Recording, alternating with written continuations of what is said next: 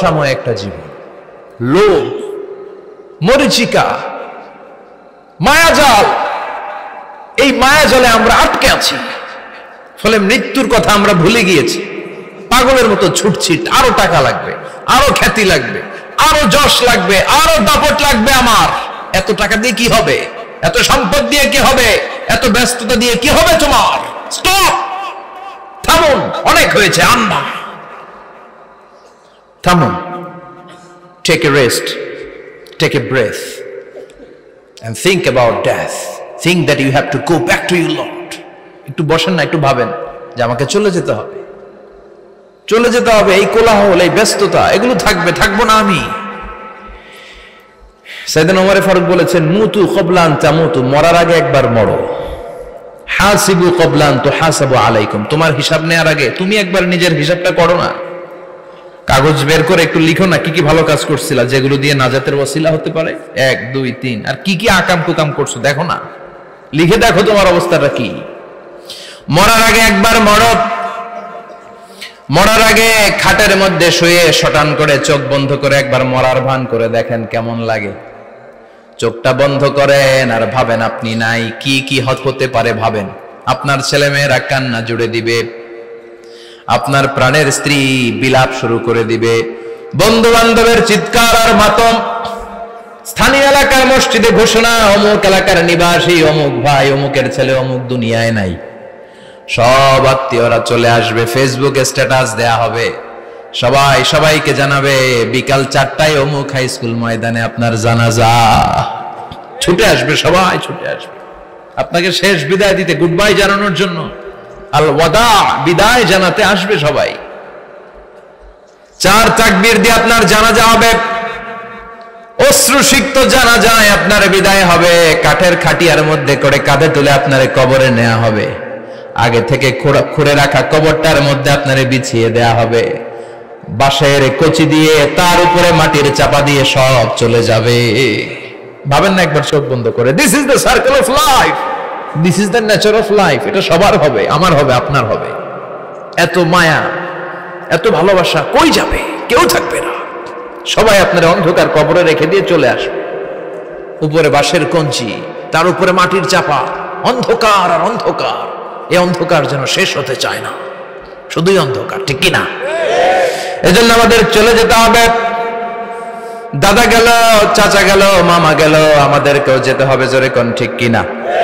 একদিন মাটির ভেতরে হবে ঘরে মন আমার, কেন বন্ধ দালান ঘর, প্রাণ পাখি উড়ে যাবে পিঞ্জর ছেড়ে।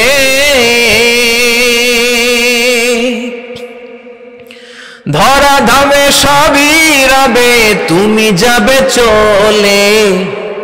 বন্ধু বান্ধব যত, মাতা পিতা যারা সুত, সবই হবে তোমার পরে।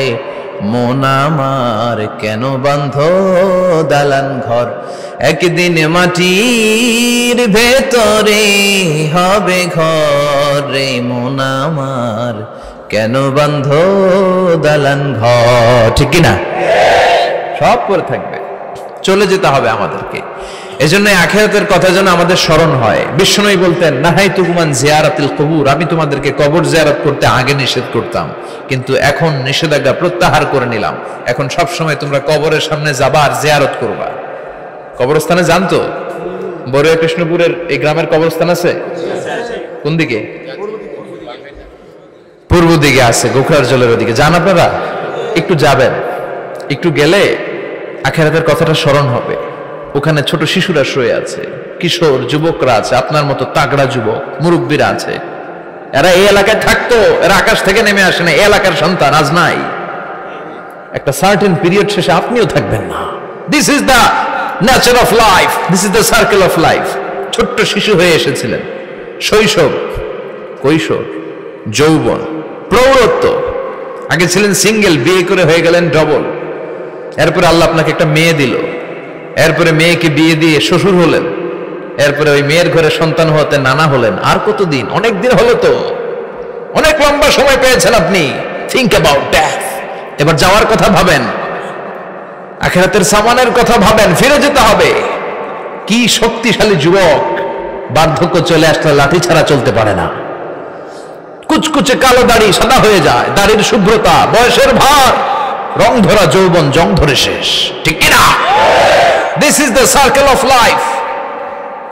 যুবক ভাইরা, এটাই জীবন, চলে যেতে হবে, কেউ থাকতে পারবে না, ঠিক কিনা? এটা রিমাইন্ডার আল্লাহ এই সূরার ভেতরে দিয়েছেন যে তোমাদেরকে ফিরে যেতে হবে, এই লোভ লালসা ছেড়ে দাও। রব্বুল আলামিন বলেন, আলহাকুমুত তাকাসুর হাত্তা যুরতুমুল মাকাবির। ও গোলাম, দুনিয়ার সম্পদ, লোভ লালসা তোদেরকে পাগল বানিয়ে দিয়েছে। এই লোভ পাগলামি কোনোদিন তোদের থামবে না যতদিন না তোরা কবরে ঢুকবি, ঠিক কিনা? কার কথা? আল্লাহ বললেন, দুনিয়ার সম্পদ আর লোভ আর মোহে তোমরা গাফেল হয়ে গিয়েছো। আখিরাতের কথা বেমালুম তোমরা ভুলে গিয়েছো, কিন্তু আখিরাতে তোমাদের যেতেই হবে, কবরের বাড়িতে তোমাদের ঢুকতেই হবে, ঠিক কিনা? যেতেই হবে, আমরা ভুলে যাই। আলহাকুমুত তাকাসুর, অতিরিক্ত পাওয়ার লোভ, বেশি বেশি খাওয়ার লোভ, বেশি বেশি জমানোর লোভ মানুষকে গাফেল বানিয়ে দিয়েছে। এটা মানুষের স্বভাব, আরো চাই আরো চাই, এই স্বভাবটা আছে না নাই? দেখবেন ছোট বাচ্চারা মসজিদের দোয়া অনুষ্ঠান শেষে জিলাপি দেয় না? বড় কৃষ্ণপুর কি দেয়? আগে বাতাসা দিত না, এখন কি দেয়? জিলাপি দেয়, মিষ্টি দেয়। তো মসজিদের 2-3 গেট থেকে যদি দেয়, ছোট বাচ্চারা দেখবেন এদিক দিয়ে কয়েকটা নিয়ে আবার ওই গেটে লাইন ধরে। ওর হাত হলো ছোট হাত, ওর হাত ভর্তি জিলাপি, আর নেওয়ার জায়গা না, এরপর আরেক জায়গায় লাইন ধরছে, আরো লাগবে আরো লাগবে, এই আরো আরো আরো চাই। এই স্বভাবটাই মানুষকে কুড়ে কুড়ে শেষ করে দিয়েছে। এত লাগবে কেন তোমার? চাহিদার কোনো শেষ নাই, unlimited demand of human being.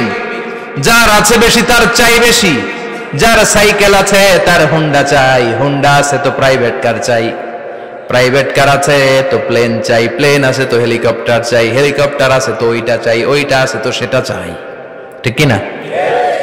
এলাকার মেম্বার যে হয়েছে চেয়ারম্যান হতে চায়, আছে না নাই? চেয়ারম্যান সাহেব এমপি হতে চায়, আছে না নাই? এমপি সাহেব মন্ত্রী হতে চায়, আছে না নাই? মন্ত্রী সাহেব প্রধানমন্ত্রী হতে চায়, আছে না নাই? কিন্তু এই দেশে সুযোগ নাই, কথা কন। এই দেশে প্রধানমন্ত্রী সিলেক্টেড, 2-3 জনের বাইরে কেউ প্রধানমন্ত্রী হতে পারবি না, ঠিক কিনা? আমার এই জীবনে তো আমি 2-3 জনই দেখলাম। বেগম খালেদা জিয়া, মাননীয় প্রধানমন্ত্রী শেখ হাসিনার ছোট্টবেলা দেখেছি এরশাদকে, আমরা তখন ছোট। তো মানুষের চাহিদার কোনো শেষ নাই, যার আছে বেশি তার চাই বেশি। এজন্য বিষ্ণু বলেছেন, উনজুরু ইলা মান হুয়া আসফালা মিন, তোমার চেয়ে যে খারাপ আছে ওর দিকে তাকাও। ওয়ালা তানজুর মান হুয়া আ'লা মিন, তোমার চেয়ে যে ভালো আছে ওর দিকে তাকাও না, তোমার চেয়ে যে খারাপ অবস্থানে আছে ওর দিকে তাকাও।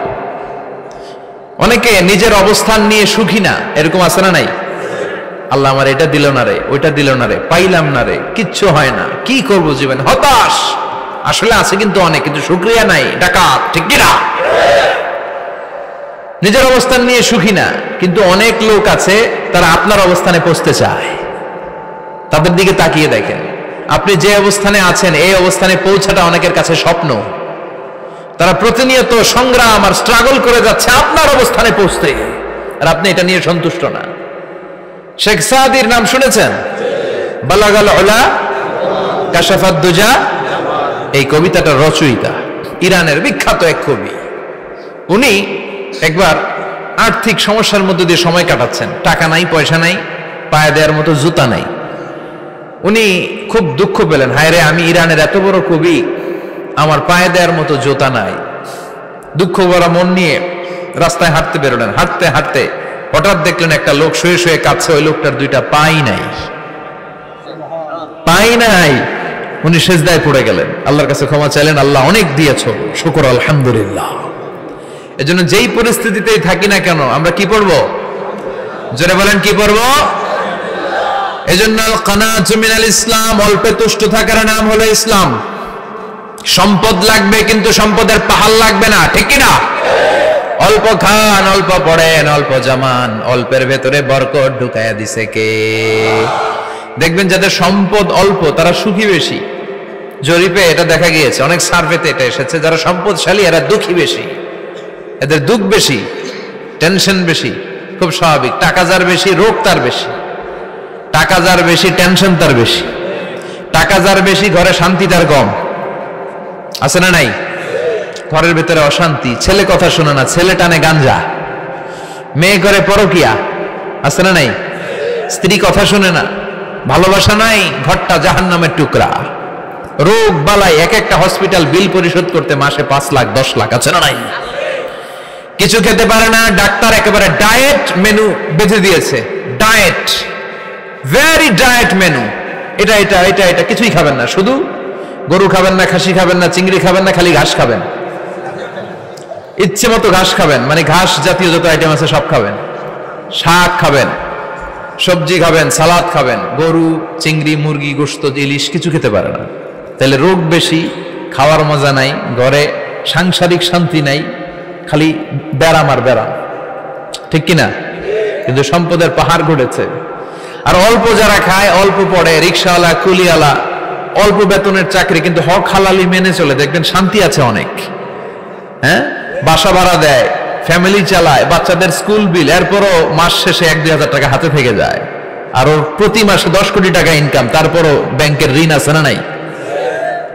সুখ কারে বলে? কিভাবে আপনি সুখকে ডিফাইন করবেন? সুখ তো টাকায় কিনা যায় না। শান্তি টাকা দিয়ে হয় না, শান্তি দেওয়ার মালিক কে? শান্তি আছে অল্প খেয়ে শুকর করার মধ্যে, শান্তি আছে আলহামদুলিল্লাহর মধ্যে। চিল্লায় বলেন ঠিক কিনা? এজন্য অল্প খাবো, অল্প পড়বো, অল্প জামাবো, অল্পের ভেতরে বরকত দিয়েছে কে? দেখেন, ধনী ভাইরা খেতে পারে না, কিন্তু রিক্সাওয়ালার কি সমস্যা হয়?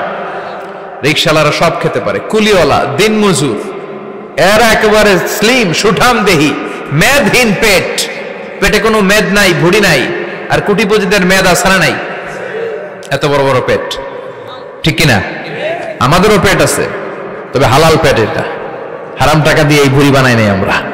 চিল্লায় বলেন ঠিক কিনা? রিক্সাওয়ালা, কুলিওয়ালা নিজেও নামাজ পড়ে, বউও নামাজ পড়ে, বাচ্চাটাও নামাজ পড়ে, রিক্সা চালায় আর জিকির করে লা ইলাহা